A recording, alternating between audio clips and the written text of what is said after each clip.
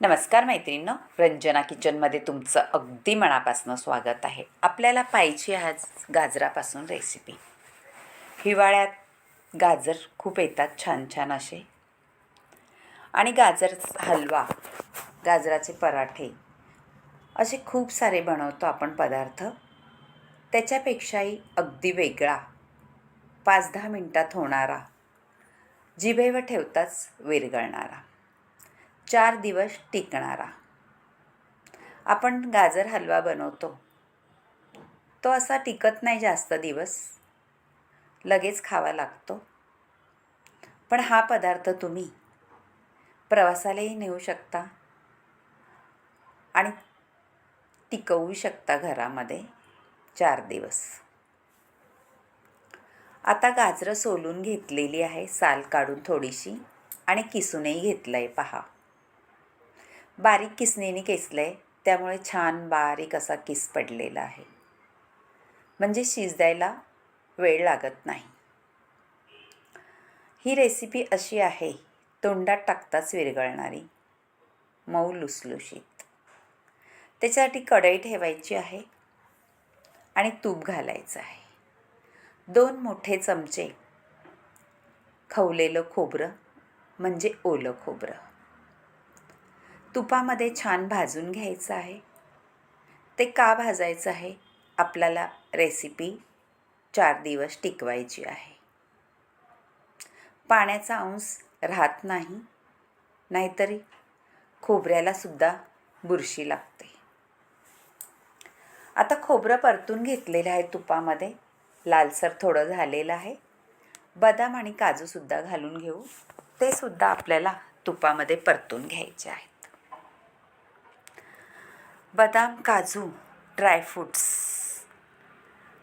ह्यामुळे छान पदार्थ लागतो चवीला आणि पौष्टिकही बनतो.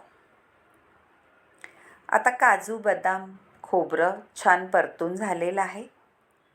काढून घ्यायचं आहे आणि थंड करून त्याची पावडर करून घ्यायची आहे मिक्सरला.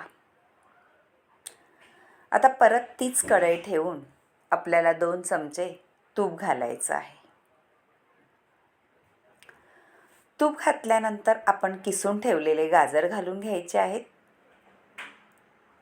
आणि गाजरसुद्धा परतून घ्यायचे आहेत. थोडा तुपामध्ये परतल्यानंतर गाजराला छान चकाकी पण येते आणि त्याचा स्वादही वाढतो.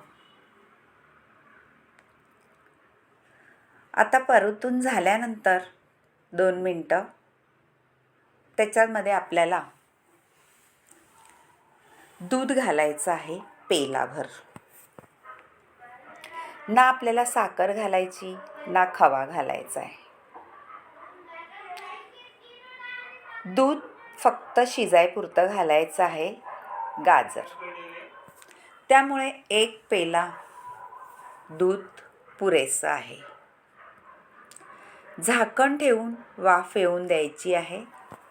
आता दुधामध्ये आपण मिक्स झालेलं आहे केलेलं गाजर पहा, ह्या दुधामध्येच गाजर शिजलं जातं आणि गाजराला वेळही नाही लागत शिजायला. झाकण ठेवून थोडं मंद आचेवरती शिजवायचं आहे, म्हणजे दूध पटकन आटणार नाही. दूध फाटू नये म्हणून आपल्याला गरम दूधच घालायचं आहे, कच्चं दूध घालायचं नाही, कारण आपल्याला त्याच्यामध्ये गुळाचा वापर करायचा आहे. गुळाचा वापर केल्यामुळे दूध फाटण्याची शक्यता असते, म्हणून आपल्याला गरम केलेलं दूध घालायचं आहे. आता आपला गाजरसुद्धा शिजलेला आहे पहा, थोडंसं बाकी आहे. 80% शिजून झालेलं आहे. आता त्यामध्ये आपल्याला घालायचं आहे दूध पावडर, म्हणजे मिल्क पावडर, 1 चमचा भर, जास्त घालायचं नाही. मिल्क पावडरने हा पदार्थ छान मऊ लुसलुशीत होतो आणि खवा घातल्याने मऊ तर होतो, पण तो टिकत नाही. दूध पावडरनी आता दूध पावडर घातल्यानंतर आपल्याला 2 मोठे चमचे गुळाची पावडरसुद्धा घालायची आहे आणि ती आहे ऑर्गनाइज. त्यामुळे थोडा गावरान गूळ असल्यामुळे जास्त ब्राऊन दिसत आहे पहा गूळ. आणि आपली बर्फीसुद्धा दिसायला सुंदर कलर येतो त्याला. आता गूळ सगळा मिक्स करून घ्यायचा आहे त्याच्यामध्ये. आणि गुळाला सुटलेलं पाणी किंवा असं काही म्हणू शकता त्याचा. आता त्याच्यात आपण घालू खोबरं आणि ड्रायफ्रूट्स म्हणजे बदाम आणि काजूची पावडर. ही मिक्सच वाटून घेतलेलं आहे आणि त्याच्यामध्ये हलवून घ्यायचं आहे. पहा मैत्रिणींनो, तुम्हाला जर असं हा पदार्थ आवडत असला तर नक्कीच रंजना किचनला लाईक करा, शेअर करा, कमेंट करायला विसरू नका आणि सबस्क्राईबही करा. आणि काही टिप्स आहेत थोड्या, व्हिडिओ संपूर्ण पाहिल्यानंतर कळेल.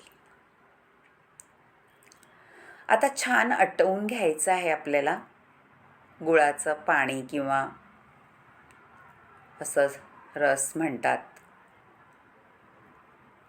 आपल्याला ह्याच्यासाठी पाक वगैरे काही करायचा नाही. गूळ टाकल्यानंतर छान हलवून मस्त आपला पदार्थ बनतो. आता त्याची पूर्वतयारी म्हणजे एका प्लेटला आपण तूप लावून घ्यायचं आहे. आपल्याला गाजराची वडी बनवायची आहे, छान मऊ लुसलुशीत 4 दिवस टिकणारी. आता हे मिश्रण आपल्याला झालेलं कसं समजायचं ते सुद्धा तुम्हाला सांगणार आहे. त्यापूर्वी आपण वेलची पूड आणि जायफळ पूड घालून घ्यायची आहे आणि मिक्स करून घ्यायची आहे. त्याचा स्वाद अप्रतिम येतो, सुगंध वेलची पूड आणि जायफळचा. हे पहा छान घट्ट होत चाललेलं आहे आपलं मिश्रण. असंच घट्ट करत राहायचं आहे थोडंसं, म्हणजे पाण्याचा सुद्धा अंश राहत नाही गाजरामध्ये आणि दुधाचा सुद्धा. आता हे कसं पाहायचं आहे ते सुद्धा तुम्हाला सांगणार आहे. थोडं आपल्या हाताच्या बोटांवर घ्यायचं आहे आणि गोळी बनवायची आहे. मी करून बघितली, होत नाही, त्यामुळे थोडंसं आणखीन आपल्याला ठेवायचं आहे, म्हणजे आपलं सगळं घट्ट होईल. पहा थोडा वेळ ठेवल्यानंतर गोळी बनलेली आहे पहा आता,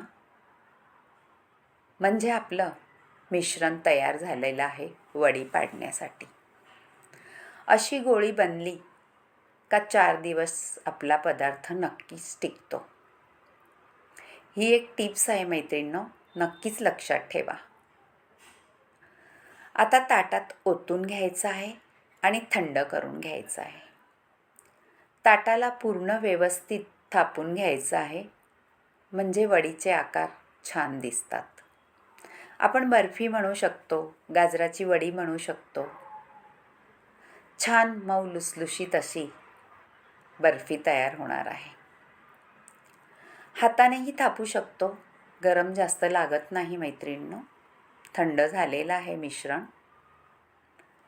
आणि व्यवस्थित आपल्या प्लेटमध्ये थापून घ्यायचं आहे. तुम्हाला जर आवडली तर एक कमेंट जरूर करा म्हणजे. आणि तुम्ही व्हिडिओ कुठून पाहता हे सुद्धा सांगा. माझ्या रेसिपी आवडतात का आणि तुम्ही माझ्या रेसिपी कधी बनवता का, नक्कीच कळवा. आणि परत एकदा सांगते, रंजना किचनला लाईक करा, शेअर करा, कमेंट करायला विसरू नका आणि सबस्क्राईब करा.